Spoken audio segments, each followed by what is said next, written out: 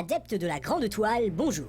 Aujourd'hui, on s'attaque à 2001 l'Odyssée de l'espace de Stanley Kubrick, le plus grand film de science-fiction de tous les temps. À l'aube de l'humanité, un mystérieux monolithe noir va précipiter l'évolution d'un grand singe qui deviendra l'homme. 4 millions d'années plus tard, sur la Lune, des chercheurs exhument un autre monolithe qui émet un signal vers Jupiter. Un vaisseau contrôlé par une intelligence artificielle va alors être envoyé vers l'astre lointain afin d'y trouver la réponse à la plus grande énigme qu'ait pu rencontrer l'humanité.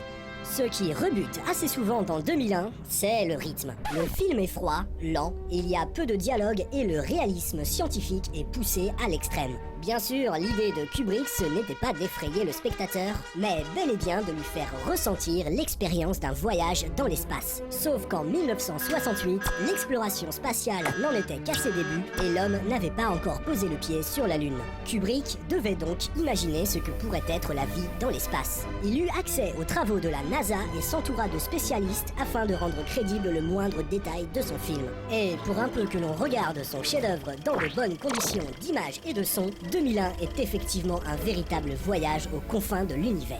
Mais la formidable technologie développée dans le film est froide et déshumanisante. Tout comme Frank Herbert dans sa saga Dune, Kubrick craignait que l'homme ne soit tenté de confier toutes ses responsabilités à une machine et ne devienne l'esclave de sa propre création. C'est pourquoi le personnage le plus marquant de 2001 est HAL 9000, un ordinateur paranoïaque et meurtrier que l'astronaute David Bowman devra vaincre afin d'achever la destinée cosmique de l'humanité. Et oui, 2001 est un film qui célèbre le nouvel âge de l'exploration spatiale, mais c'est aussi une œuvre sur les mystères insondables du cosmos, un mythe sur le but de notre existence inspiré par le mystérieux monolithe dont les origines échappent à tout entendement. Au moyen de l'image, mais aussi de la musique, Kubrick réalise un film sur l'insignifiance de la pensée humaine face aux proportions titanesques de l'univers.